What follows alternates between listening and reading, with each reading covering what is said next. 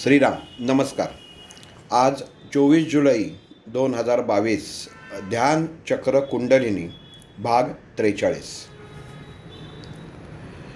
आज्ञाचक्र ते सहस्त्र आर चक्र या चक्राच्या प्रवासामध्ये मनुष्याला आपल्या विचारांमार्फत कृतीमार्फत करायचे जे बदल आहेत या बदलांविषयी आपण शेवटचे 2-3 भाग बोललो. मागच्या भागामध्ये आज्ञाचक्र एकदा परत एकाने विचारलं की नक्की स्थान कुठं, तर 2 भुवयांच्या मध्ये इथं ह्या 2 ज्या भुवया आहेत या दोन्ही भुवयांच्या मध्ये हे स्थान आहे आणि इथनं एक दरवाजा आहे आणि हा दरवाजा मेंदूचे 2 भाग करतो. 2 भागामध्ये विभागलेला मेंदू आहे आपला. जेव्हा एखादी व्यक्ती मृत पावते आणि पोस्टमार्टम करतात तेव्हा इथं बरोबर त्याला ती छन्नी हातोडीने घाव करतात आणि ती उघडते, कवटी उघडते. तर मूळ विषयावरती परत येतो. काम, क्रोध, मोह, मत्सर, माया, अहंकार आणि दंभ ह्या गोष्टी कशा सोडायच्या हे एक उदाहरणामार्फत आपण पाहिलं. आणि आज्ञाचक्रावरती आपण कुठले संस्कार करायला पाहिजे. म्हणजे आपण एखाद्या घरामध्ये श्वान जरी विकत घेतलं तरी त्याला सवय कशी लावायची हे तो प्रशिक्षक ठरवतो किंवा ज्यांच्याकडं ते पाळलं जातं ते ठरवतात की कशी सवय त्याला करायची. तसं मनुष्य देहामधले जेवढे शारीरिक अवयव आहेत भौतिक स्वरूपात तसेच अदृश्य स्वरूपात हे अवयव आपल्याला नियंत्रित करायचे आहे. आणि हे नियंत्रित करायचं सर्व काम ह्या आज्ञाचक्रातलं हम बीज आणि क्षम बीज ही 2 बीजं आपल्याला माहिती आहेत. ही 2 बीजं आहेत ही करत असतात. दोन्ही देवता महाकाली, महालक्ष्मी. आज्ञाचक्राचा वायू, प्राणवायू. इथ्यातून अजून एक गोष्ट सांगतो. मागच्या वेळी बोलताना झालं होतं की उपवायू मुळात फक्त आज्ञाचक्राचा जो उपवायू आहे हा देवदत्त म्हणून आहे. आपण अनाहत चक्राच्या वेळी पाहिलेलं आहे की हा देवदत्त त्याचाही उपवायू होता. आणि आज्ञाचक्र ते सहस्त्र आर चक्र हा जो प्रवास आहे याच्यामध्ये हा उपवायू नाग स्वरूपात बदलतो. म्हणजे नाग हा उपवायू आहे. तर त्याचं उच्चार म्हणजे एकाने लिहिलं होतं की नाग हा त्याच्या येतो का आज्ञाचक्रात. तर आपण जिथनं सुरुवात करतो, एखाद्या गावाला जायचं आहे तर त्या तिकिटावर जिथं बसायचं ते ठिकाण पण लिहिलेलं असतं आणि जिथं पोचायचं आहे तर तेही ठिकाण लिहिलेलं असतं.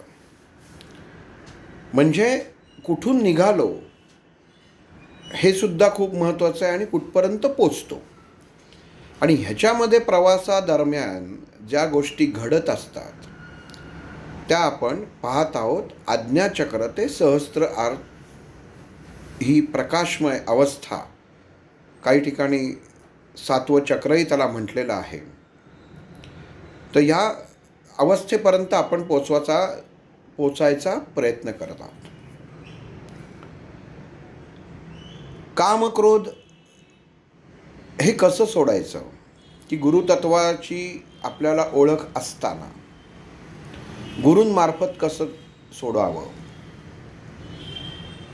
तर मुळामध्ये असं आहे की गुरुसेवा म्हणजे डॉक्टर कायम म्हणायचे की संसारी पुरुषांनी हे गुरु वगैरे करण्याच्या भानगडीत पडू नये. कारण गुरु सेवा करण्यापेक्षा गुरूंनी सांगितलेली सेवा करण्यामध्ये जास्त परिणाम आहे आणि तीच अदृश्यपणे होणारी गुरुसेवा आहे. म्हणजे मी अमुक यांना गुरु मानतो आणि त्यांचं ऐकतो म्हणून त्यांच्या इथं जाऊन बसायचं, पण त्यांनी सांगितलेली कृती करायची नाही किंवा त्यांनी जे नियम घालून दिलेले आहेत, तो पायंडा घालून दिलेला आहे, त्याचा अंमल करायचं नाही, मग त्या गुरुसेवेला काही उपयोग होत नाही. आणि याचं उत्तम उदाहरण मागंही सांगितलं, थोडक्यातही सांगतो की जेव्हा विठ्ठलपंत रामानंदांच्या आश्रमामध्ये खोटं बोलून राहत होते आणि रामानंद जेव्हा तीर्थयात्रा करता करता अलंकापुरीला आळंदीला आले आणि रुक्मिणीशी जेव्हा त्यांची भेट झाली, प्रसंग मागं सांगितलेला आहे, पण गुरुचं कार्य कसं चालतं हे कळण्यासाठी एवढाच प्रसंग परत सांगतो की विठ्ठलपंत आणि रुक्मिणी यांचा विवाह झाल्यानंतर जेव्हा रुक्मिणीचे परवानगी घेऊन ते तीर्थयात्रेला गेले, रुक्मिणीच्या लक्षात आलं की आपला पती काही मनाने स्थिर राहत नाही आहे, त्याची ओढ दुसरीकडे आहे आणि ही ओढ जर दुसरीकडे असताना मी जर त्यांना थांबवलं तर हे चुकीचं ठरेल असं रुक्मिणीच्या तेव्हा मनात येतं आणि ती तीर्थयात्रेला जाण्याची परवानगी देते. आणि विठ्ठलपंत ही परवानगी घेऊन जेव्हा निघतात आणि एक एक गाव एक एक शहर करत जेव्हा काशीला पोचतात, तेव्हा रामानंदांच्या आश्रमामध्ये येतात आणि रामानंद त्यांना पहिला प्रश्न विचारतात की तुम्ही संन्यासी आहात का? आता संन्यासी आहे असं ते सांगतात कारण फक्त संन्यासांनाच तिथं शिक्षण मिळत असतं.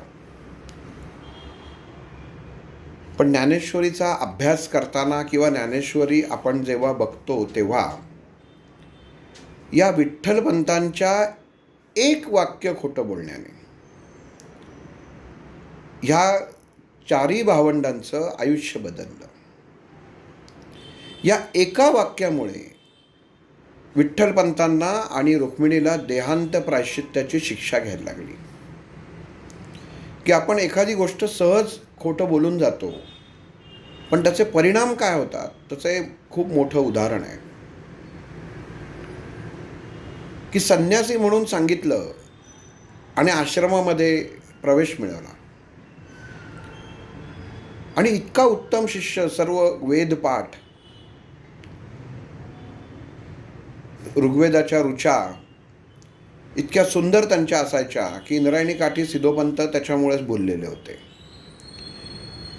आणि काही काव्य ही अशी असतात की मनुष्याच्या चेहऱ्यावरती त्याचं प्रकाशमान तेज लगेच झळकतं.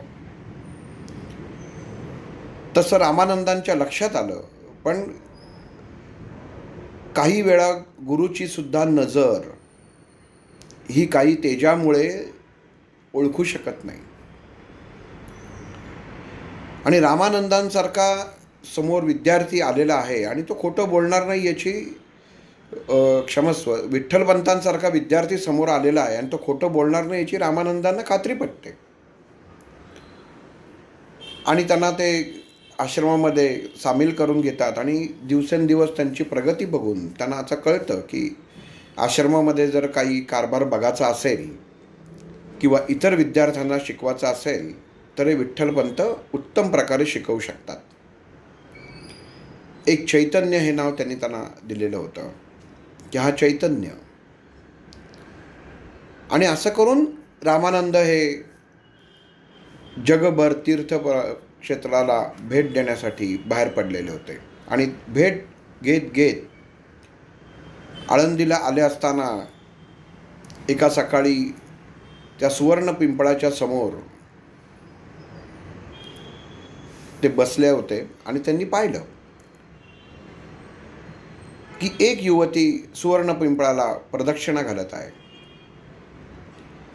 जसं लोकांना कळलं की हे खूप मोठे गुरु आहेत, यांचा आशीर्वाद घ्यावा म्हणून इतर इतर बायका त्यांचा आशीर्वाद घ्यायला गेल्या, पुरुष, बायका, मुलं.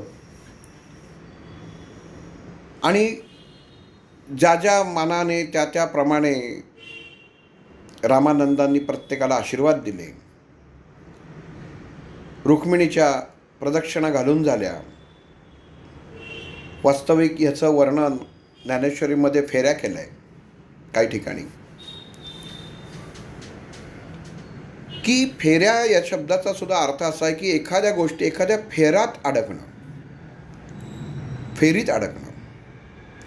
मनुष्य काही वेळा आपल्या पत्रिकेतले ग्रह खराब असतात तर त्या ग्रहाच्या फेऱ्यात अडकतो. म्हणजे त्याचं कर्म आणि भविष्य ह्याच्यामध्ये तो फिरत असतो. तसं इथं रुक्मिणीच्या मनामध्ये आपले पती कधी येतील ह्या विचारांनी ती त्या प्रदक्षिणा घालत असते. म्हणून त्याला काही ठिकाणी चिकित्सकारांनी फेऱ्या म्हटलेलं आहे. आणि हे सगळं सिद्धोपंत एका जागेवर बसून पाहत असतात आणि तिच्या प्रदक्षिणा पूर्ण झाल्यानंतर सर्वजण आशीर्वाद घेऊन गेलेले असतात आणि रुक्मिणी पण सिद्धोपंतांचा नमस्कार करते. आणि सिद्धोपंत, क्षमस्वर, रामानंद तिला पुत्रवती भव असा आशीर्वाद देतात. आता पुत्रवती आशीर्वाद दिल्यानंतर रुक्मिणी हसायला लागते. आणि हसायला लागल्यानंतर रामानंदांना कळत नाही की आत्ता अगदी मूकपणे ही प्रदक्षिणा घालत होती आणि मी एवढा चांगला आशीर्वाद हिला दिला की जे मला दिसतंय, आणि तो आशीर्वाद दिल्यानंतर ती हसतेय का. तर रामानंद तिला विचारतात की तुझं हसण्याचं कारण काय. तर तेव्हा ती त्यांना सांगते की आशीर्वाद पूर्ण होण्यासाठी पती घरी पाहिजे. माझा पतीच मला सोडून गेला आहे तर तुमचा आशीर्वाद पूर्ण कसा होईल. आता इथं रामानंद त्या रुक्मिणीला म्हणतात, माझा आशीर्वाद तर खोटा ठरणार नाही, पण माझी आध्यात्मिक ताकद वापरून मी तुझ्या नवऱ्याला शोधायचा प्रयत्न करतो आणि त्याला तुझ्यापाशी आणून नक्की सोडेल. तर तू तुझ्या नवऱ्याचं वर्णन कर. आणि गंमत अशी आहे की रुक्मिणी विठ्ठलपंतांचं वर्णन करते आणि जसं वर्णन करत जाते तसं रामानंदांच्या समोर आपल्या आश्रमात राहिलेला चैतन्य म्हणजेच विठ्ठलपंत हे डोळ्यासमोर यायला लागतात.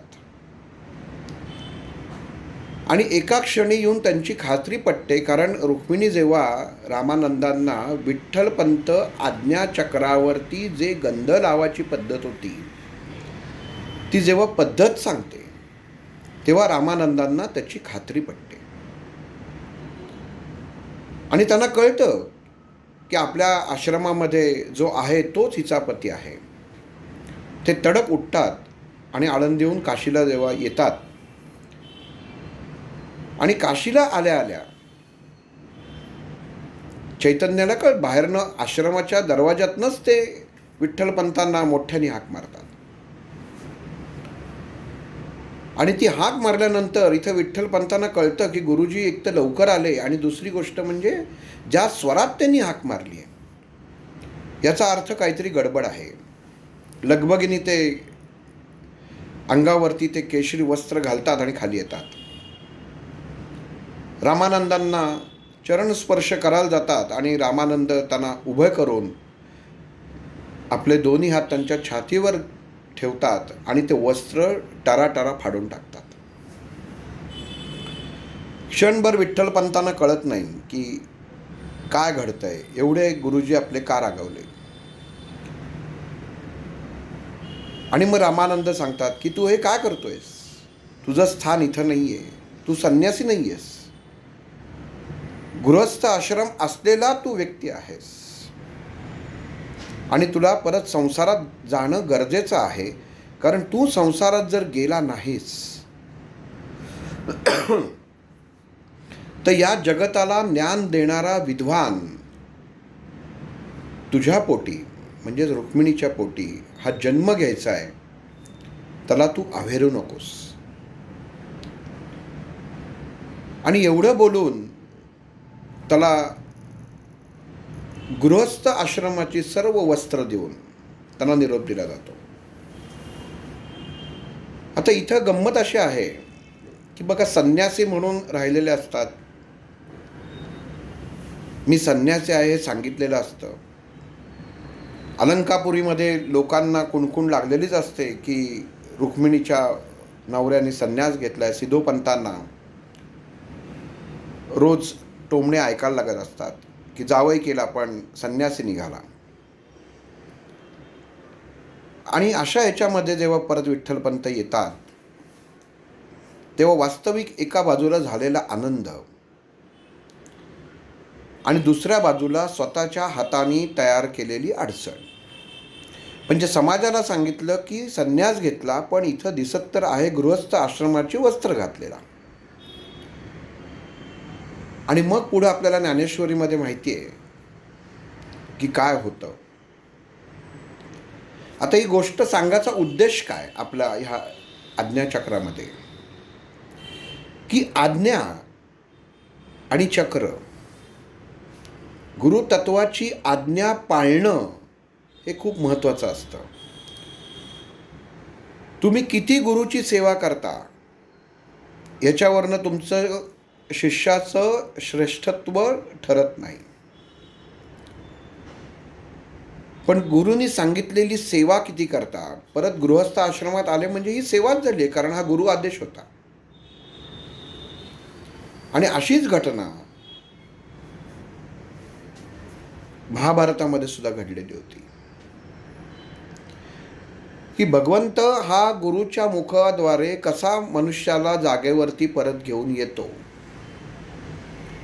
अर्जुनाने जेव्हा सगळे पाहिले समोर आपले नातेवाईक, आणि गांडीव त्याच्या हातनं गळून पडलं, आणि त्यांनी भगवान श्रीकृष्णाकडे प्रार्थना केली की मला फक्त एक संन्यासाचं तू वस्त्र दे, मला हे काही नको, हा संहारच नको, मला राज्य नको, पैसा नको, संपत्ती नको, काहीही नको,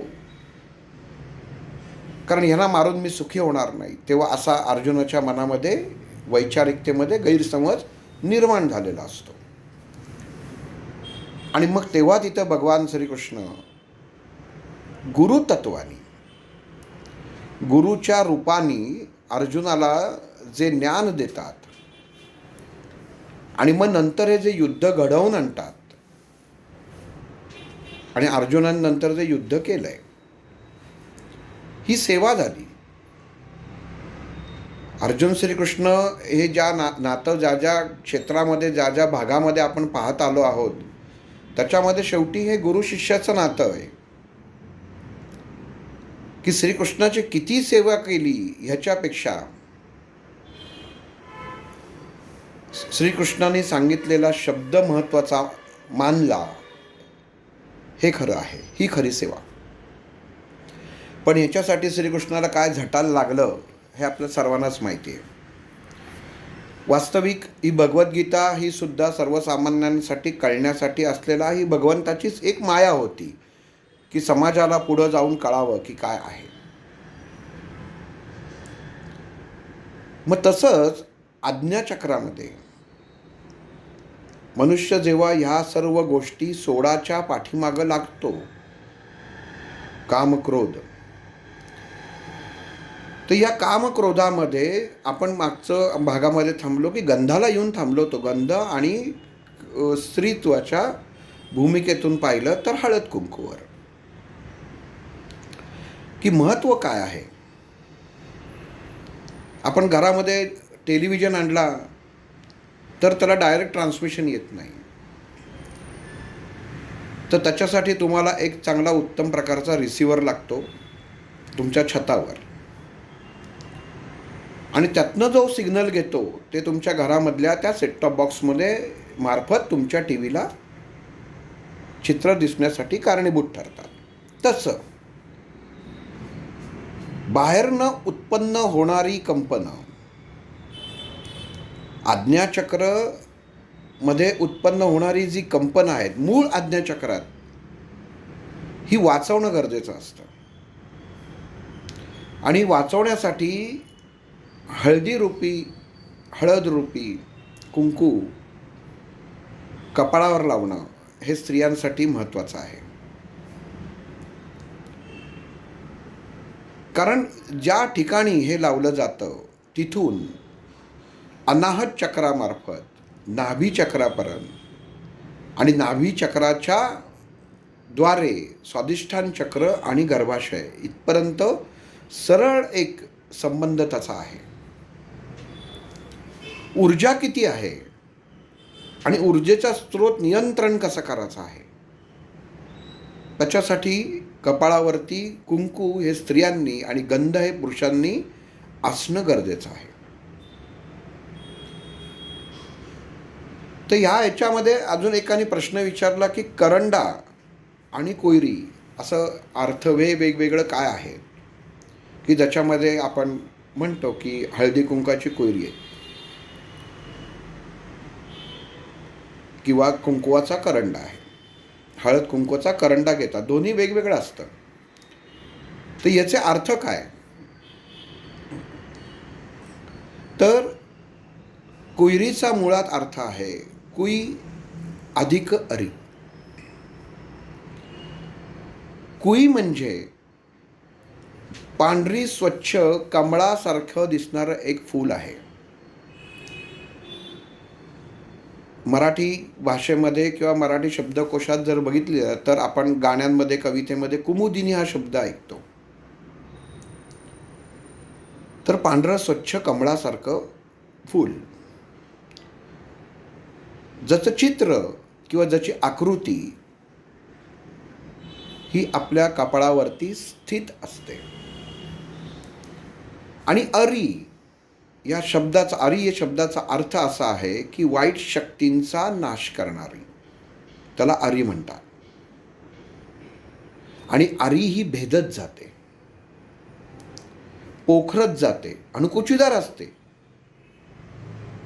म्हणून कुयरी म्हणजे ह्या सफेद कमलदलाला फुलासारख्या, कमलदल नाही, कमळासारखं दिसणारं ते फुल असतं. पण ही सहस्त्रार चक्राची अगोदरची ही पायरी आहे. शेवटची चक्रातली, षटचक्रातली शेवटचं चक्र, पण सहस्त्रार चक्र ते आज्ञाचक्रामध्ये कपाळाच्या मधोभागी, आज्ञाचक्र इथं असतं भुवयांच्या मध्ये, आणि ही कुई हे फूल या कपाळाच्या मध्यभागी स्थित आहे. आणि हे पांढरं जे फूल आहे हे निगेटिव्हिटी, ऋणभार हे लगेच शोषून घेतं. हा त्याचा गुणधर्म आहे.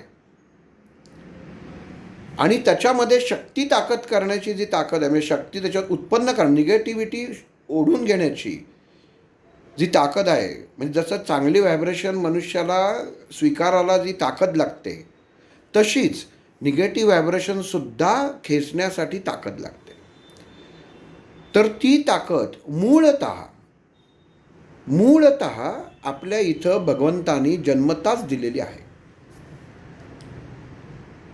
आपण कित्येक वेळा शब्द उच्चार ऐकलेला असेल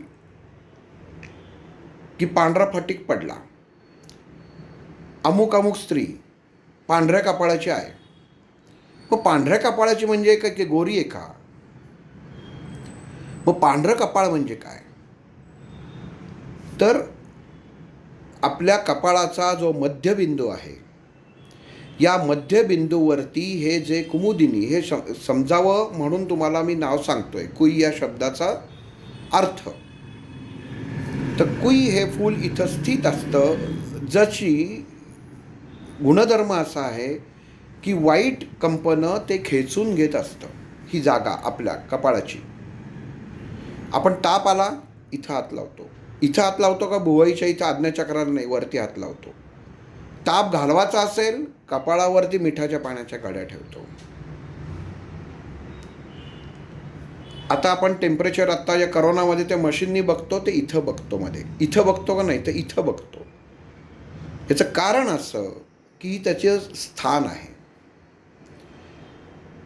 मग हळद कुंकू त्याच्यामध्ये ठेवायचं.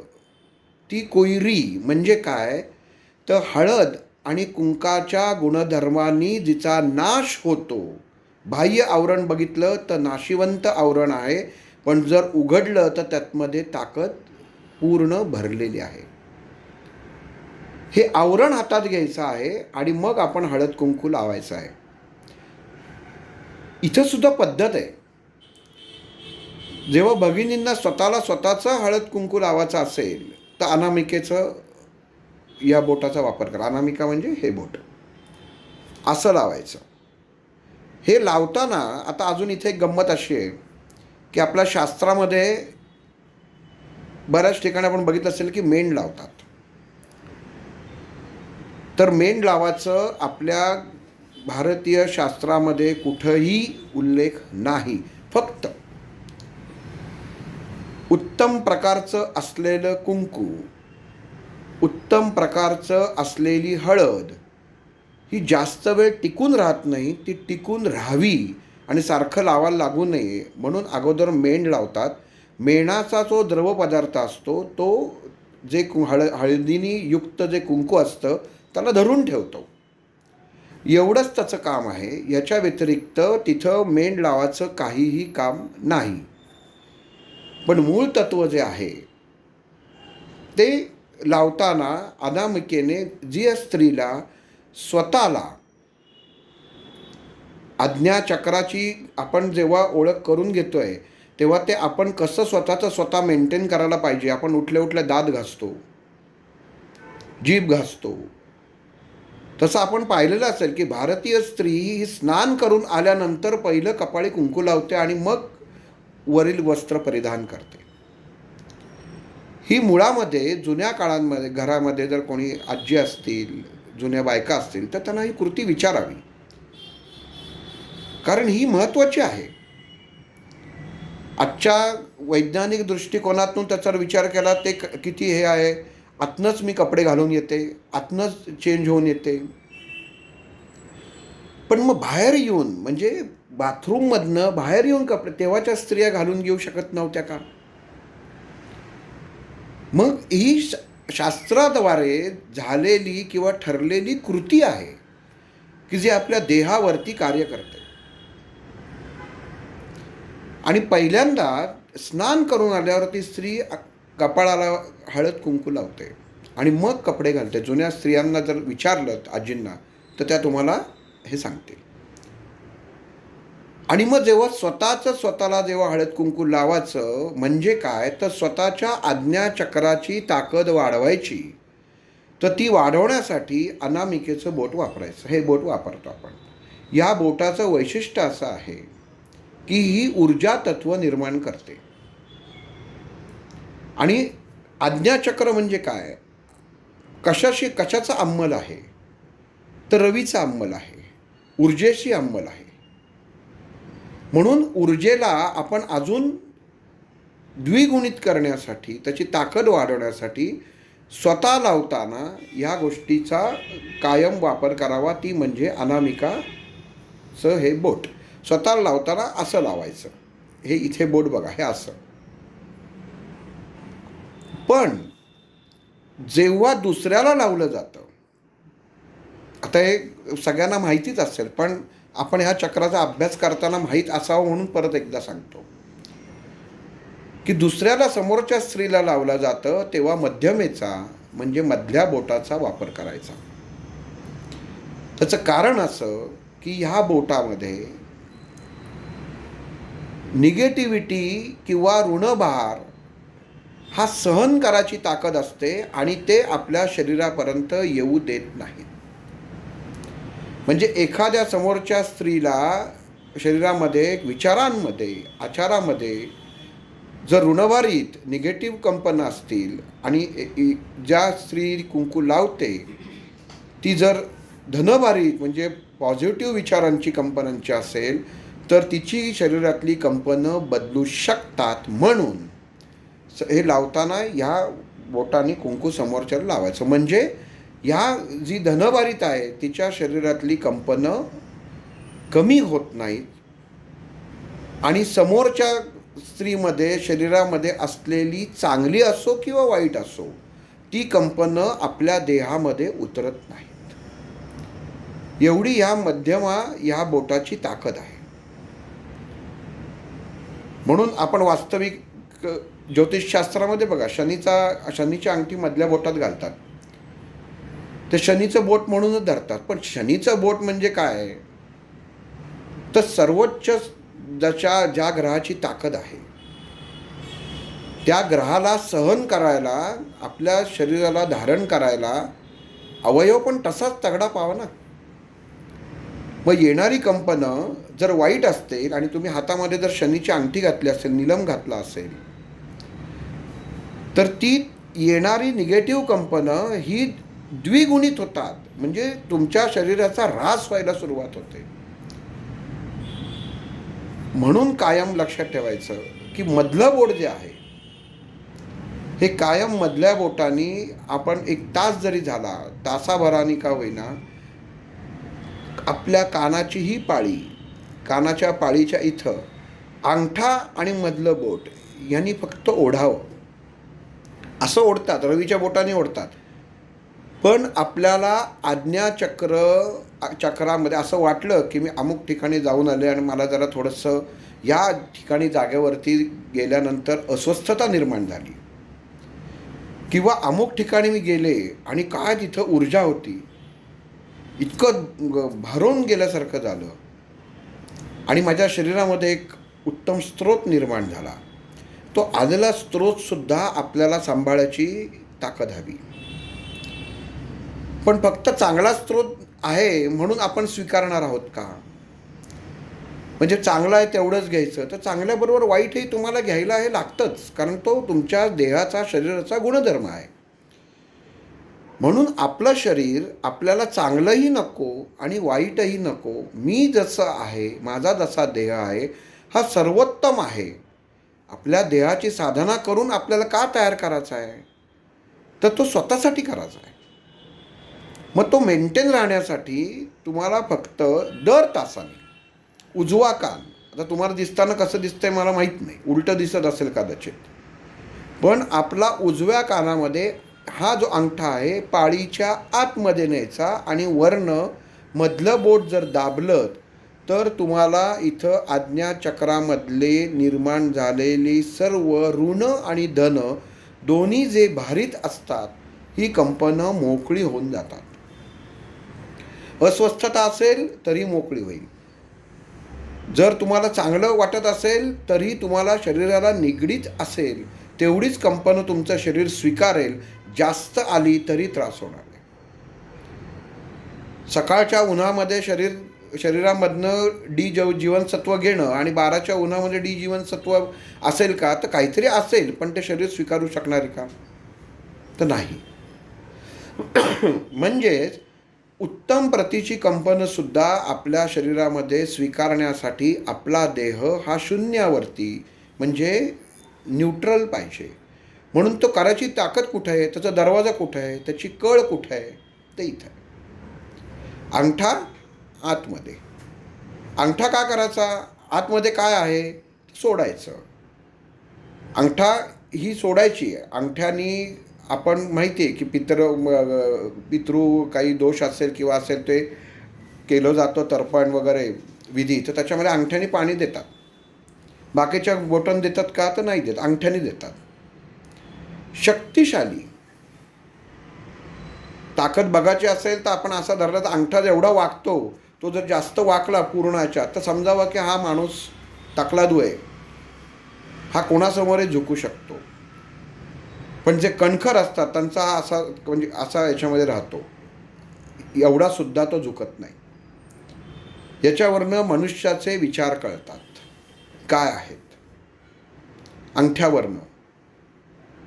आणि हाच अंगठा जेव्हा तुम्ही कुंकाला धरून असा धरला जातो, आपल्या कपाळाला लावला जातो, तेव्हा आज्ञाचक्रामध्ये निर्माण असलेली सर्व कंपनं ही एका क्षणामध्ये तुमच्या सहस्त्र आर चक्रामधल्या प्रत्येक ज्ञानतंतूला नष्ट करते. म्हणून जेव्हा बळी देतात, बोकडाचा बळी असो किंवा कशाचाही बळी देतात, तेव्हा त्या बोकडाला असं कुंकू लावतात. तर ते असं लावतात का? तर असं नाही लावत की अगदी धरून की बाबा जसं कुंकू लावलं जातं तसं असं नाही. तर इथं धरतात आणि असं फाट वरती ओढतात.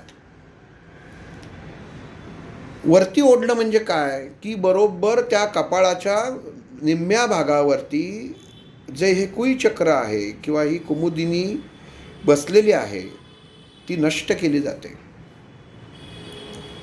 तिच्यातली कंपनं नष्ट केली जातात. आणि ह्याचं अजून एक चांगलं उदाहरण सांगतो. एका माणसाचे स्वभाव ओळखताना जो माणूस ह्या आज्ञाचक्रापासनं कपाळाच्या निम्म्या भागापर्यंत बारीक गंध जर लावत असेल, इथपर्यंत इथपर्यंत प्रत्येक वेगवेगळी गंध लावत असतात. माणसांना पुरुषांना वेगवेगळ्या प्रकारे गंध लावायची किंवा स्त्रियांना सुद्धा सवय असते. हल्ली टिकल्या निघालेल्या आहेत. तर त्याचे आकार असतात, काही यांना त्रिशूळ असतात किंवा काही ज्या ज्या वेळेवर डिझाईन असतात तशा. पण ते काय दर्शवतात? मग त्यांनी आपलं आज्ञाचक्र कसं बिघडतं? तर जे पुरुष गंध किंवा कुंकुम इथपासनं अर्ध्या ठिकाणापर्यंत कपाळाच्या अर्ध्या ठिकाणी लावतात, धरून चालावं, जीवनामध्ये अनसक्सेस माणूस आहे. बोलणार एक, करणार एक. बोलतो ते करत नाही आणि अतिशय स्वार्थी लोक असतात. हे मी सांगायचं कारण असं आहे की आपण याच्यामध्ये साध्या एवढ्या त्याची खूणच असते आणि बारीक लावतात. ते बारीक धार लावतात, जाड लावत नाही. बारीक इथपासनं इथपर्यंत लावतात की ओळखून जावं की ह्या माणसामध्ये अमुक अमुक दोष आहेत. हा कितीही गोड बोलला तरी हा कधीतरी आपला किंवा हा गळा कापणार म्हणजे कापणार. आणि अशी माणसं बोलायला गोडच असतात. तर ही मोठी एक आज्ञाचक्रामधली दिलेली खूण आहे की इथपर्यंत गंध लावलेलं असं, खालपासनं एक इथपर्यंत निम्म्याच्या, पूर्ण नाही इथपर्यंतच. तर त्यांनी जे लावतात, ज्यांना माहीत नाही आहे त्यांनी ही सवय बदलली पाहिजे. कारण तुमचं स्वतःचं जीवन तुम्ही याच्यामुळे बिघडवत असता. या अशा माणसाचं, ज्या माणसांचं गंध आज्ञाचक्रापासनं निम्म्या कपाळापर्यंत असतं, यांच्यामध्ये शुक्र धातूंची कमतरता निर्माण होते. यांच्या शुक्रामध्ये, यांच्या वीर्यामध्ये ताकद राहत नाही. पण गंमत अशी आहे की तेच गंध स्त्रिया इथनं वर लावतात की त्याला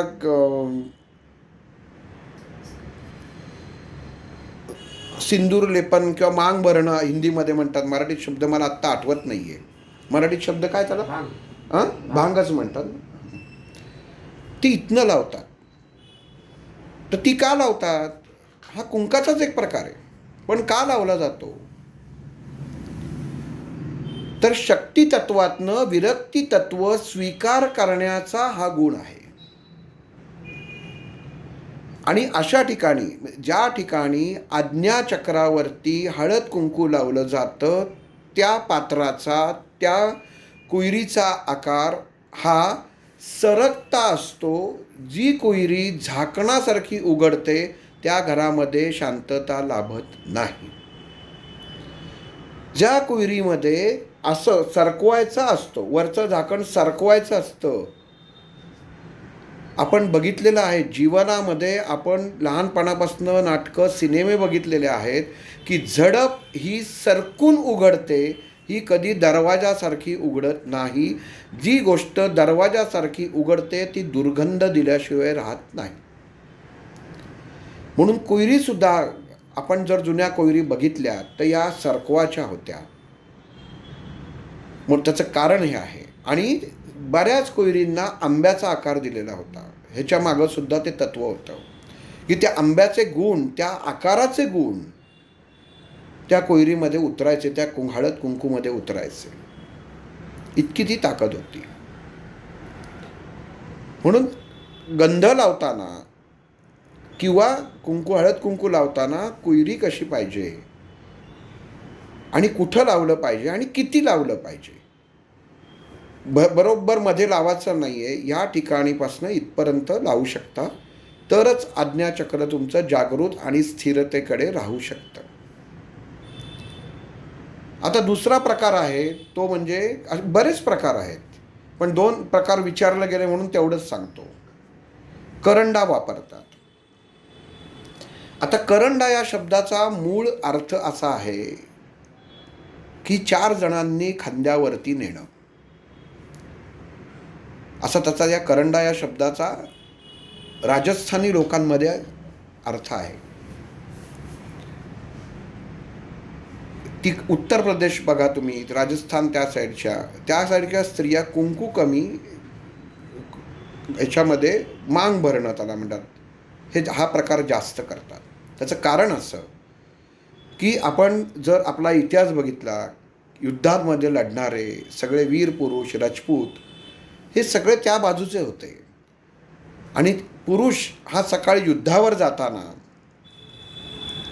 जो करंडा, हे 2 हळद वेगळी व्हायची आणि करंडा वेगळा व्हायचा. त्याचं कारण असं, कारण हळद आणि कुंकू एकत्र केलं तर मनुष्याचं शौर्य तत्व, वीरता तत्व हे बिघडतं. म्हणून करंड्यामध्ये हळदीचा करंडा वेगळा असतो आणि कुंकवाचा करंडा वेगळा असतो. मग जेव्हा तो पुरुष, तिथं बहुतेक ठिकाणी पुरुष हा स्त्रियांना कुंकू लावतो किंवा ती मांग भरणं म्हणतात त्याला, ती इथनं नाही, इथनं कपाळाच्या वरच्या भागापासनं आतमध्ये. त्याचं कारण असं की पुरुषांनी का भरायची किंवा तो पुरुष का भरायचा, कारण स्त्रीच्या जेव्हा हे मेंदूचा जो भाग आहे, हे जे 2 भाग इथं होतात त्याच्यामध्ये एवढी ताकद असते की त्या स्वतःच्या पुरुषाची, त्या योद्ध्याची वीरता त्या कुंकवाच्या स्पर्शाने, त्या हळदीची जे कुंकू केलं जातं त्याच्या स्पर्शाने त्याची ताकद, याचबरोबर त्याच्या शरीरामध्ये निर्माण होणारी वीरता ही दुप्पट तयार होते. म्हणजे तो जास्त वीरतेने लढू शकतो. म्हणून ते इथं लावलं जातं. काही ठिकाणी रामायणात उल्लेख आहे की सीता, आणि मग ती गोष्ट मारुतीशी दिलेली आहे की स्त्रिया कपाळाच्या वर मांग भरणं हे फक्त आणि फक्त हे स्त्रीसाठी नसतं, तर हे तिच्या पतीसाठी असतं. सौभाग्याचं लक्षण असणं ही गोष्ट वेगळी, आणि आपल्या पतीसाठी ही तयार केलेली ताकद आहे ती कायमस्वरूपी. म्हणजे पती जरी दुसरी देशात असेल, दुसऱ्या ठिकाणी असेल, तरी स्त्रीच्या त्या एका कृतीमुळे तिकडं त्याला ताकद वाढते. इतकी ताकद ह्या आज्ञाचक्र ते सहस्त्रचक्रामधल्या या मार्गात आहे. म्हणून ते लावलं जातं. म्हणून तिकडच्या स्त्रिया ही कृती जास्त करतात. आणि मग तो करंडा असतो, तो आता धातूचा बघायला मिळतो किंवा कशाचे वेगवेगळे करतात, पण मुळामध्ये करंडा हा बांबूपासनं केला जातो. बांबू आणि हस्तिदंत याच्यापासनं जुन्या काळातले करंडे केले जायचे. कारण का, हत्ती हा एक तर शक्तिशाली आहे, आणि बांबू हे कधी नष्ट न होणारी वनस्पती आहे, आणि बांबू कधीही खराब होत नाही, आणि बांबूला कधीही जाळत नाही. हे बऱ्याच लोकांना माहिती नसेल. आपण जेव्हा अंत्यसंस्कार करायला जातो तेव्हा बांबू सकट आज ढकलत नाही. आज आपण घरामध्ये जी उदबत्ती लावतो, ही उदबत्तीसुद्धा वास्तविक प्रकारे एक प्रकारे आपणच आपल्या घरामध्ये निगेटिव्हिटी तयार करत असतो, ऋणभार तयार करत असतो. कारण त्या उदबत्ती तयार करताना बांबूचा वापर केला जातो, आणि जिथं बांबू जळतो तिथं स्मशान वैराग्य आल्याशिवाय राहत नाही. म्हणून कधीही बघा, ही जुनी देवस्थानं आहेत, तिथं कधीही उदबत्त्या लावत नाहीत. ज्याच्यामध्ये ही काडी असेल तिथं धूपच जाळतात, धूप लावत नाहीत. कापूर आणि धूप जाळतात. जाळणं म्हणजे नष्ट करणं. नष्ट काय करतं? वाईट शक्ती. म्हणून धूप लावतात. आपण धूप संध्याकाळी घरात लावतो, पण देवस्थानच्या इथं जाऊन धूप जाळतात. म्हणून आपणही घरामध्ये अगदी जरी बाजारातनं तुम्हाला आवडीची उदबत्ती तुम्ही आणली तरी हल्ली सगळे प्रकारच्या त्या शेणाच्या गौऱ्या मिळतात, काही 100 प्रकार मिळतात. त्यातनं तुम्ही वरचा भाग काढा, त्या धुपामध्ये घाला, तोच वास येणार आहे. म्हणजे अर्थात ज्यांना करायचा असेल तर, हे काय कंपल्शन नाही आहे, पण हे आपल्या घरामध्ये काय फरक पडतो या गोष्टींमुळे आपण काही वेळा शोधायला जातो की काय आपल्या घरामध्ये नक्की दोष आहे किंवा काय अडचण आहे. तर ही अडचण असते.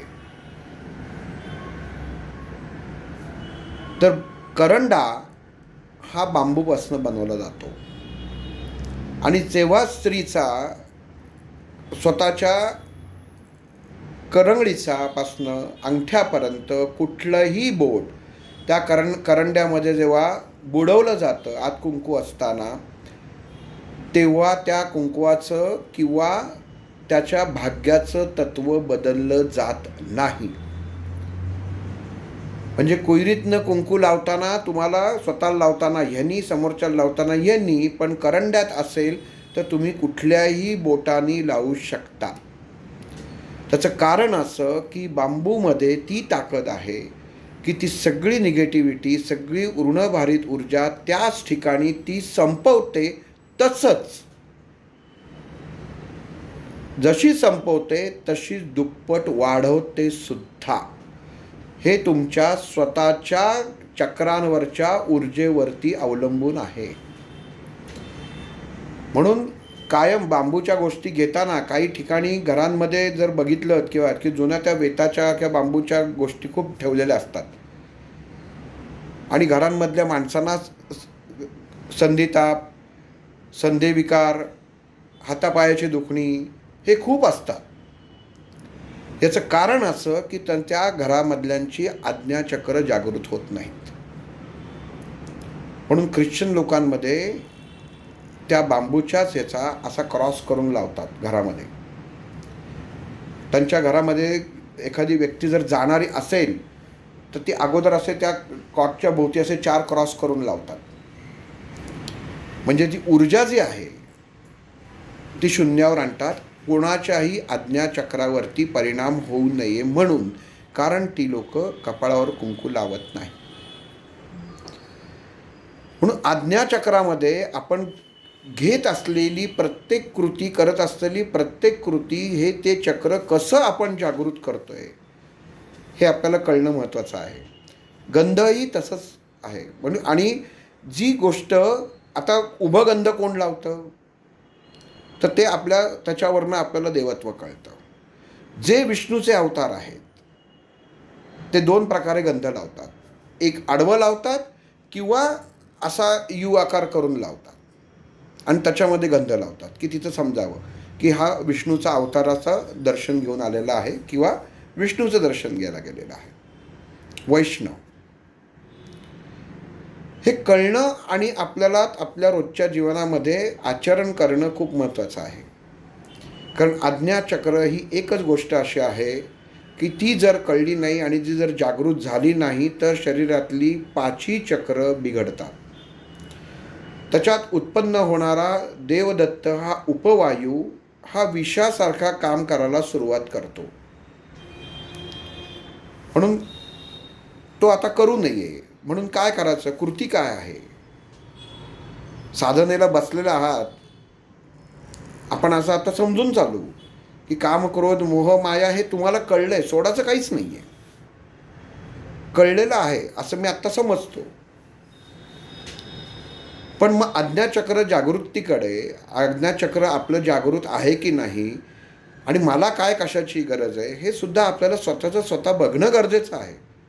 मग त्याच्यासाठी ही 2 बोटं आडवी करायची, ही 2 बोटं आडवी करायची आणि ही 2 बोटं फक्त इथं बरोबर भुवईच्या मध्ये जिथं गंध लावतो त्याच्यावरती ठेवायची. आणि जेव्हा तुम्ही डोळे मिटाल जेव्हा डोळे मिटाल तेव्हा तुमच्या लक्षात येईल की शरीरातला एक भाग, म्हणजे एक साईडची बोटं कुठली तरी ही किंवा ही ओढली जात आहेत आणि त्यांनी तुमच्या खांद्याला आणि कोपराला ताण बसतोय. तो जर उजवीकडे बसत असेल, म्हणजे तुमच्या शरीराच्या उजव्या बाजूला, कदाचित तुम्हाला आता रेकॉर्डिंग करताना माझं चित्र उलटं दिसत असेल तर मी दाखवत बघतो, तुमचं ह्या बाजूला आपलं उजवी बाजू, ह्या बाजूची जर ओढली गेली असेल तर लक्षात घ्यावं की आपल्या नातेवाईकांकडनं आपल्याला ऋणभारित ऊर्जा मिळत आहे. आणि ती जर डावीकडनं येत असेल, डाव्या बाजूने येत असेल, तर असं समजावं की तुमचा ट्रान्समीटर, तुमच्यातले पॉझिटिव्ह एनर्जी, तुमच्यातले धनभारित गुण आहेत, हा दुसरा कोणतरी ओढून घेतोय. म्हणजे एका ह्याच्यात जिथं ओढतोय तिथं तुम्ही ओढून घेत असता आणि त्याच्यात सोडता म्हणून तिथं तुम्ही दुसरीकडे सोडत असता. म्हणजे तुमच्यातनं दुसऱ्याला जात असतात. म्हणजे तुम्ही चांगले भारीच असतात पण तुमचा उपयोग समोरचा करून घेतो. ज्याला आपण वशीकरण म्हणतो किंवा नजरभेद म्हटलं जातं, की नजरेतनं ते घेतलं जातं. म्हणून कधीही बघा, काही ठिकाणी काही समाजामध्ये स्त्रिया इथनं ते तोंड डोक्यावरती हे बांधतात, हे हा भाग बंद ठेवतात आणि इकडनं बांधतात. का बांधतात? तर नजर जाऊ नये म्हणून, आज्ञाचक्रावर. आता आपल्या हिंदू देवतांमध्ये किंवा हिंदू धर्मामध्ये आपल्याला त्याला रेमेडी दिलेली आहे. एका बाजूला काली आहे की तुमचं कोणीतरी काढून घेत आहे म्हणून जाणारी, आणि एका बाजूला की ज्यांच्यामुळे आपल्याला त्रास होतोय. हा प्रकार 90% घडतो. मग त्याच्यासाठी काय करायचं? तर आपल्या शास्त्रामध्ये त्याला दुर्गा सप्तशतीचा पाठ करायला सांगितलेला आहे. किंवा दुर्गा देवीचं, दुर्गा ही जी माता आहे, हे जे रूप आहे, तर तिच्या सेवेमध्ये ती ताकद आहे की तुमची आज्ञाचक्र जागृत आणू शकेल. आता इथे गंमत अशी आहे की दुर्गा सप्तशतीचा पाठ करताना बऱ्याच पुरुषांना, माता भगिनींना मूळव्याधीसारखा त्रास होतो. शरीरातली ऊर्जा वाढते. का वाढते? त्याचं कारण असं आहे की एकतर का वाढते याचा अर्थ तुमचा आज्ञाचक्राचा रिसिव्हर बरोबर काम करत आहे, पण जो ट्रान्समीटर पाहिजे तो ट्रान्समीटर बंद पडला आहे. म्हणजे ऊर्जा आली आणि परत ती जायला पाहिजे, तर ती जात नाही आहे. म्हणून जेव्हाही तुम्ही स्तोत्र, पोथी किंवा काही जे वाचायला बसाल, तेव्हा एक पहिली गोष्ट, बसताना दर्भासन घेणं गरजेचं आहे. आणि दुसरी गोष्ट, ही ती 2 बोटं आहेत उजव्या बाजूनी, जर फक्त ज्यांना उष्णतेचा त्रास होतो त्यांच्यासाठीच आहे. ज्यांना जर झाला नाही तर याचा अर्थ ठीक आहे, पण बहुतांश लोकांमध्ये होतो. दुर्गा सप्तशतीमध्ये ती उष्णता, ती ऊर्जा निर्माण होते की जी आपल्या देहामध्ये, आपल्या आज्ञाचक्रामध्ये आधीपासून ठासून भरलेली आहे. तर त्या ऊर्जेचा स्रोत देहामध्ये, शरीरामध्ये जर जास्त झाला तर तो वर्ण मूलाधार चक्रापर्यंत जातो आणि त्याच्यामध्ये ऊर्जा निर्माण होते. म्हणजे ज्याला आपण उष्णता निर्माण होणं म्हणतो.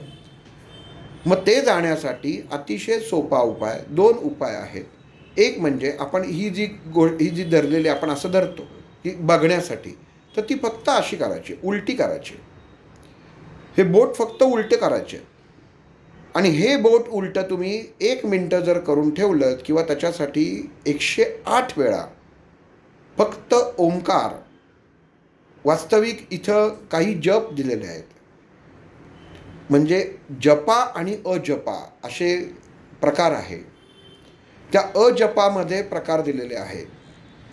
म्हणजे हा जपाचा नाही आहे, हा अजपा आहे. म्हणजे विषाने विष काढायचं आहे. मग जसा तो रोग आहे किंवा जसं त्याचे विचार आहेत, हे तो सांगणार आहे तुम्हाला. किंवा ज्या गुरूंकडे तुम्ही जाता किंवा जे अध्यात्म क्षेत्रातले तुमचे मार्गदर्शक आहेत, ते तुमच्या त्रासावरनं सांगतील तो कुठला अजप आहे. एक जपा आणि एक अजपा हे स्थान आहे तिथं. तर ते कुठला मंत्र तुम्हाला म्हणायला पाहिजे, कुठल्या देवतेचा मंत्र म्हणायला पाहिजे, हे तुमच्या आडनावावरनं, नावावरनं, तुम्ही ब्राह्मण आहात का क्षत्रिय आहात का कोण आहे ह्याच्यावरनं ठरत नाही. तर तुमचा देह काय आहे हा देह बोलत असतो आणि त्या देहाच्या चक्राच्या ऊर्जेवरनं कळत असतं. मग हे मुळात बिघडतं कधी? काही नाही, गुण सात्विक आहे. दुर्गा सप्तशतीचा पाठ करायला घेतलेला आहे. ही साधन आहे. आज्ञाचक्राची केलेली एक प्रकारची दुर्गा सप्तशती म्हणजे साधन आहे. आणि साधनेमध्ये त्रास होत असेल तर पहिलं आपण बघायचं आपण दर्भासनावर बसलोय का, हा एक. दुसरी गोष्ट, आपण जे कुंकू लावतोय ते गोल आहे ना, हे पहिलं बघण्यात सगळ्यात महत्त्वाचं काम आहे. ते जर उभं झालं, थोडं जरी सरकलं वर, थोडं म्हणजे लक्षात घ्या, हा भाग इथनं एवढा जरी सरकला, आता माझ्या कपाळात तसं थोडं वर आहे, इथनं एवढं सरकलेलं आहे, तुम्हाला त्रास होणार. कारण आज्ञाचक्राच्या जे वर्तुळ आहे, जो बिंदू आहे, त्याच्या बाहेर तुम्ही येता. तर ते बाहेर यायला नाही पाहिजे. जसं तुम्ही बाहेर आलात तसं त्या हळदीत असलेले गुणधर्म ताबडतोब त्या स्तोत्रातल्या शब्दाच्या उच्चारावरनं जागृत होतात आणि आपला देह ज्याप्रमाणे त्या मंत्राला, त्या स्तोत्राला प्रतिकार करत असतो, त्याच्या दुप्पट ते चौपट वेगाने या हळदीच्यापासनं निर्माण झालेलं कुंकू काम करतं आणि आज्ञाचक्रामध्ये तेवढी ऊर्जा, उष्णता निर्माण करतं. पण ते जर त्या ठराविक बिंदूत असेल तर मात्र तुम्हाला त्रास होणार नाही, कारण त्या बिंदूभोवती ते फिरत राहतं. मग त्या स्तोत्रामधनं निर्माण झालेली प्रत्येक जरी चुकीची किंवा जास्तची दीर्घ कंपनं, वाईट कंपनं नाही, दीर्घ कंपनं त्याला म्हटलेलं आहे, तर ती कंपनं त्या तुमच्या बिंदूच्या भोवती फिरत राहतात, त्याचा शरीरावरती परिणाम होत नाही. म्हणून कायम आपल्याला ही सवय पाहिजे, स्त्रियांनी ही सवय आपली ठेवली पाहिजे की आपलं आज्ञाचक्र जागेवर राहणार आहे ना, राहतं आहे ना, व्यवस्थित आहे ना. नाही तर एका ठिकाणी गेलं आणि ते कुंकू फरफटून आलं, अख्खं हळदी कुंकल गेल्यावर 100 ठिकाणी ते अख्खं कपाळ भरलेलं असतं. आणि मग घरी आल्यानंतर विचार करायचा की आपल्या स्वभावात काही बदल झाला आहे का, कारण हा करत नाही म्हणून आपल्यातले झालेले बदल मनुष्याला कळत नाही. ज्या ह्या तांत्रिक मांत्रिक गोष्टी करत असतात त्यांची कपाळं बघा, कसे 100 प्रकारची गंध, हे असे सगळे असे विस्तरलेलं असतं. काली मातेचा तुम्ही मूर्ती डोळ्यासमोर आणा, तिचं कपाळावर लावलेलं काही कसं आहे बघा. मग आपण दर्शन घेताना अगदी गावाला गेलो, काली मातेचं मंदिर आहे, सुंदर आहे, हे करायचं आहे, दर्शन घ्यावं, ती म्हणणार तू माझ्यासमोर आलायस ना, मी अशी भारीत आहे, तुम्ही आमच्याकडे चहा प्यायला आलात ना, तर मग आमच्याकडे ह्या पद्धतीने करतात, त्या पद्धतीने तुम्हाला प्यायला लागेल. तसं ज्या देवतेपुढे, ज्या देवतेच्या समोर आपण जातो, आधी त्या देवतेचं कपाळाकडं आपल्याला दर्शन घेणं किंवा पाहणं गरजेचं आहे की कशा प्रकारचं गंध त्या देवतेच्या कपाळावरती आहे आणि त्या अनुषंगानेच आपल्याला दर्शन घ्यायचं आहे. मग काली मातेचं दर्शन, ती देवताच तशी आहे, क्रोधिष्ठ देवता आहे. मग तिचं कुंकू जर बघितलं तर तुम्ही पूर्ण लावलेलं असतं इथपासून इथपर्यंत. म्हणजे काय झालं की जेव्हा मनुष्य या ठिकाणापासनं वरपर्यंत कुंकू लावतो आज्ञाचक्रापर्यंत, तेव्हा त्याच्या शरीरामधली, विचारांमधली जी रेग असते, विचारांची चांगलं आणि वाईट, ही रेगच तो मिटवून टाकतो आणि ते पूर्ण लावतात. काही काही राजकारणी बघा इथपर्यंत असं हे लावतात, त्यांचा स्वभाव मूळ राहतच नाही, सत्व गुणाचा अंत तिथं होतो.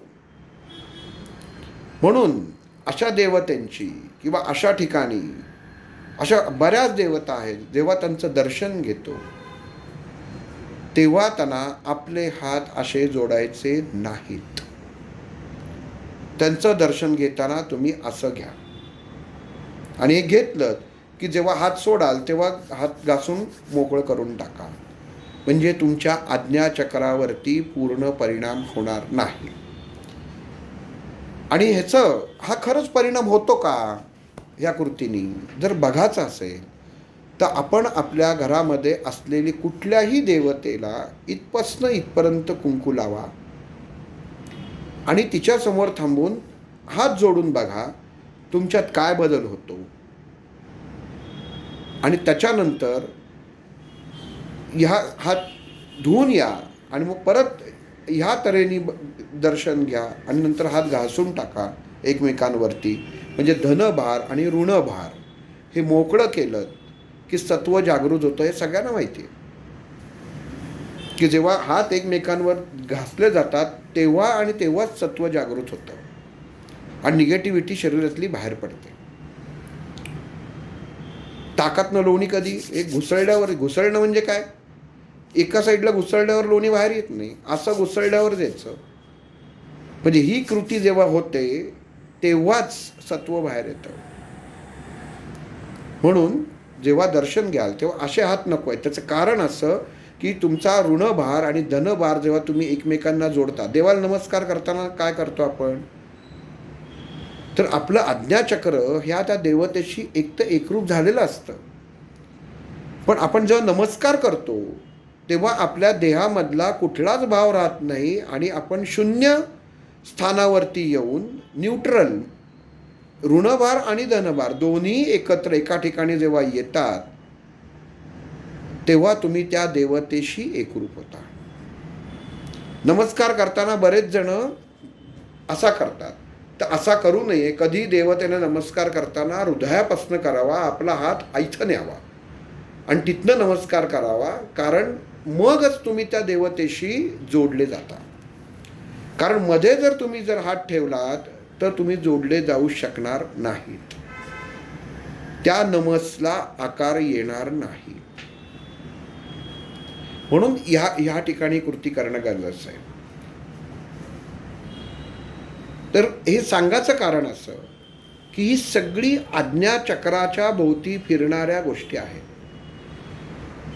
की बिघडतं कसं, तर या सर्वांमार्फत या गोष्टी बिघडत असतात. काही जणांना कपाळावरती हात मारून घ्यायची सवय असते. काही थोडं झालं कपाळावर हात मारतात. ज्या दिवशी तुम्ही कपाळावर हात माराल त्या दिवशी आपल्या अपत्याकडं, आपल्या मुलाबाळांच्या वागण्याकडं बघावं, त्यांच्या भुकेकडं बघावं. त्यांच्या घरातली भूक मंदावते. इतकी वाईट व्हायब्रेशन कपाळावर नुसता हात मारण्यामुळं निर्माण होतात, आज्ञाचक्रावरती हात मारल्यामुळे. आणि ही बऱ्याच जणांना सवय असते. काही झालं डोक्याला हात लावून बसतात, असे हात लावून बसतात. की यांनी लक्षात ठेवावं की तुम्ही तुमच्या घरामध्ये ऋणभारित ऊर्जा स्वतःच्या हाताने निर्माण करत आहात.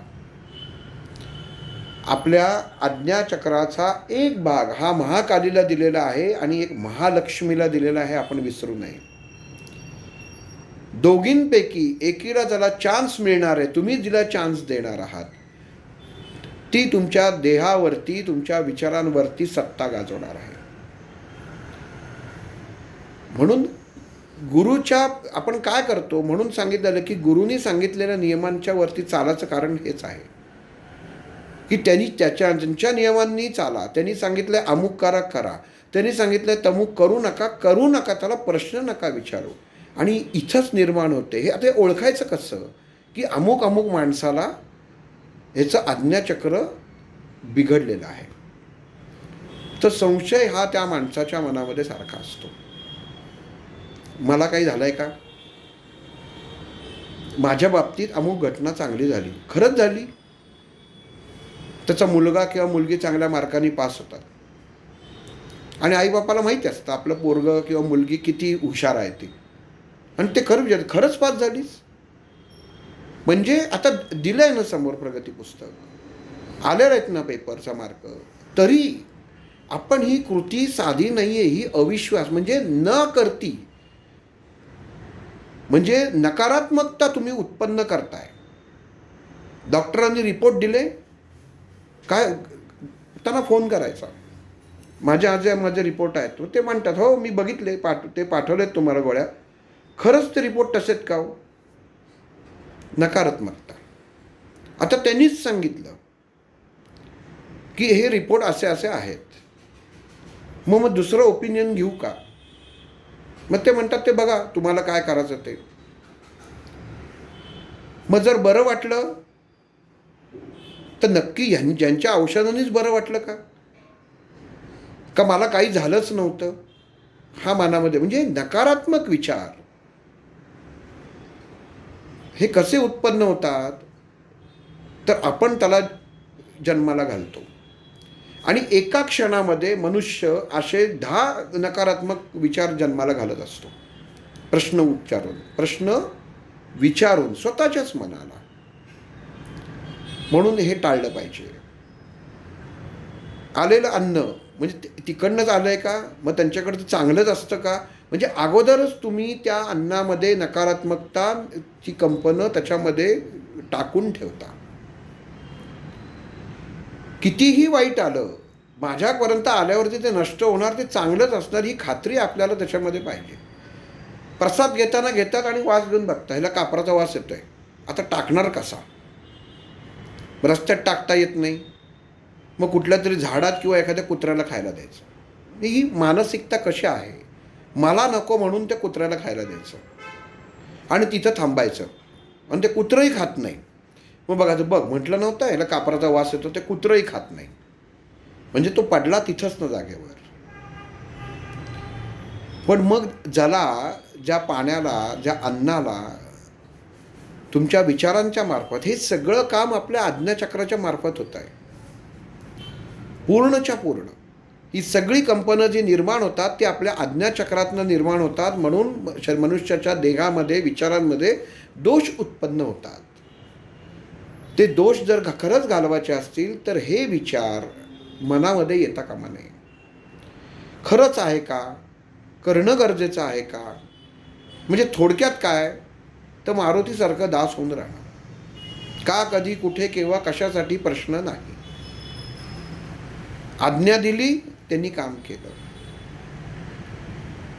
म्हणून ह्या गोष्टीमध्ये ज्या व्यक्तीला ही अडचण असेल, ज्या माणसाला हा प्रॉब्लेम असेल की बाबा ठीक आहे आता आहे, मनुष्य स्वभाव आहे, नाही बदलता येत, तर तो बदलणं गरजेचं आहे. आणि मग ह्याच्यासाठी हा आता स्वभाव बदलाचा कसा? तर ह्याच आज्ञाचक्रातलं हम बीज ह्याचा फक्त उच्चार करायचा आहे. ओम हम एवढाच. ओम हम एवढाच उच्चार केलात तरी तुमच्या मनाची अवस्था बदलायला सुरुवात होते.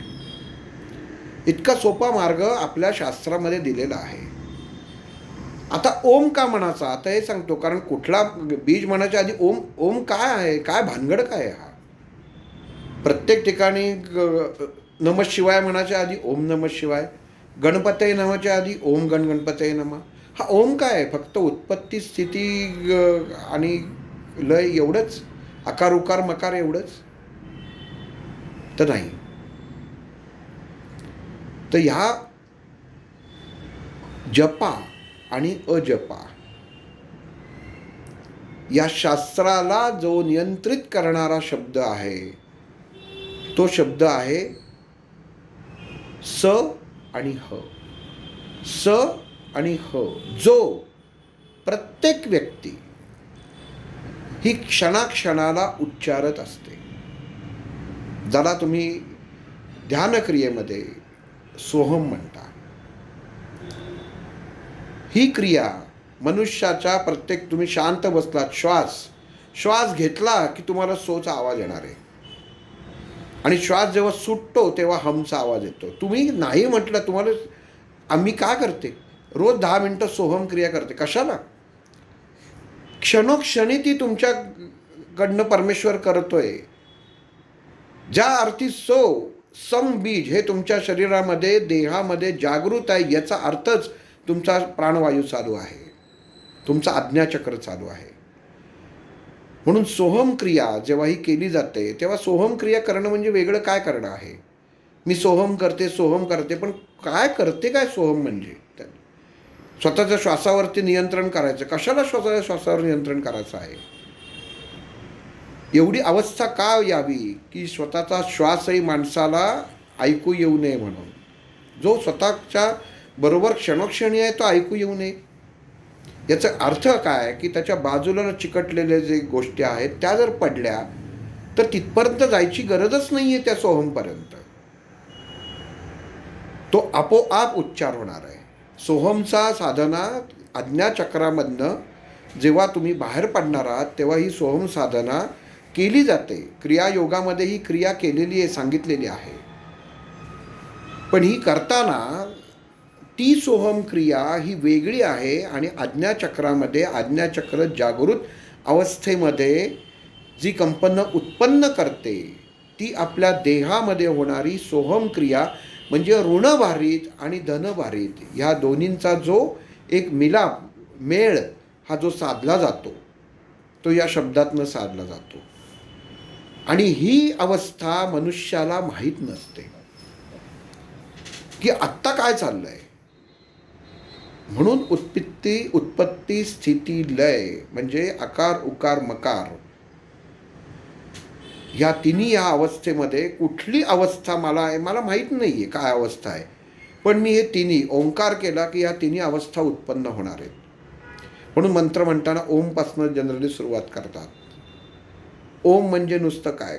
मागच्या वेळी म्हटलं की सगळ्यांच्या गणेश पूजन हे सगळ्यांच्या लग्नामध्ये पहिल्यांदा केलं जातं. पण शंकर पार्वतीच्या लग्नामध्ये गणपती कुठं होता जर त्याचा मुलगा होता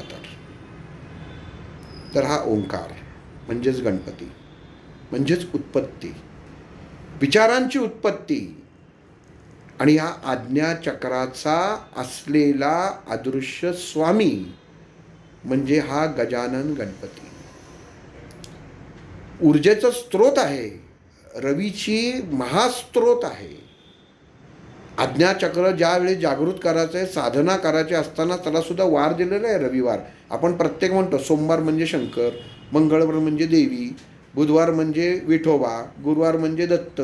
पण कशासाठी दिलं आहे कधी विचार केला का की गुरुवार म्हणजे दत्त का. तर त्याच्या जर तुम्ही त्याचं जर शास्त्र पाहिलं तत्व पाहिलं तर गुरुवार म्हणजे काय दत्त नाही काही किंवा गुरुवार म्हणजे काय स्वामी नाही. तत्व काय आहे. जगदीश हे तत्व आहे, जगाचा अधीश. म्हणून ते गुरु त्याला असलेला एक वार म्हणजे किती म्हणजे आठवड्यातनं एक दिवसाचा तो वार तो नाही. वारवर कापड म्हणजे किती कापड म्हणजे प्रमाण आहे. गुरुवार म्हणजे किती वार असावा. आपण स्त्रिया जुन्या काळातल्या बायका जेव्हा कापड खरेदीला येतात तेव्हा सांगायचं 1 वार कापड द्या, 2 वार कापड द्या. मग वार म्हणजे कशासाठी की बरोबर योग्य ते नियंत्रण. तसं आज्ञाचक्राचा रवी हा ऊर्जेचा स्वामी आहे, महास्त्रोत असलेला रवी. पण ह्या रवीला जोड ज्या दैवी तत्वाची आहे ते तत्व म्हणजे गणपतीचं आहे, ऊर्जेचं तत्व आहे. आज्ञाचक्रामध्ये उत्पन्न झालेली जी ऊर्जा आहे ही नियंत्रित करण्याचं आणि ती योग्य प्रकारे शुभ घडवण्याचं. शुभ घडवणं म्हणजे मला पैसे मिळाले म्हणजे मी शुभ झालं असं नाही आहे.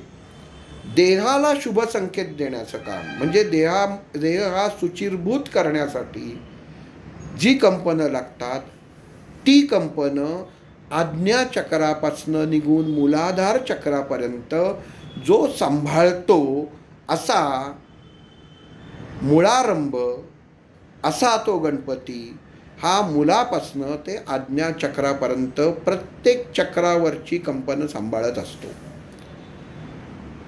मग ही जी आत्ता सांगितलं की शतचंडी वाचा, दुर्गा स्तोत्र वाचा का होतं म्हणजे इथं आज्ञाचक्रावरती काम केलं पण खाली मूलाधार चक्रावरती त्याचा परिणाम का झाला तर गणेशाचं आव्हान चुकलं. कधी आपण करतो का स्वामींची पोथी उचल बघा प्रत्येक पोथीमध्ये ओम गम गणपते नमा पुढं चालू. रामरक्षा स्तोत्रामध्ये श्री गणेशाय नमः कुठलाही घ्या एक्सेप्ट भीमरूपी. किती जी स्तोत्रांमध्ये गणपतीच्या नावापासून सुरुवात होत नाहीत, ती स्तोत्र महाकाय आहेत, ती महारुद्र आहेत आणि ती शंकराची स्वरूप आहेत. तिथंच गणपतीने सुरुवात होत नाही. याचं शास्त्राचं कारण आहे, शास्त्रीय कारण आहे. आणि मग या आज्ञाचक्रामध्ये आपल्याला जपा आणि अजपा, ज्याच्यात गणपतीचं काम, गणपतीचा उपयोग घरात असलेल्या देवतामध्ये असलेल्या गणपतीला एकदा गंध लावलं, एकदा फूल लावलं आणि दुर्वा वाहिला की गणपतीचं काम झालं. तर तसं नाही आहे. तर घरातल्याच गणपतीनी, घरातल्याच गणेशाच्या मूर्तीनी स्वतःचं आज्ञाचक्र कसं जागृत करायचं हे पुढील भागात पाहू. श्रीराम.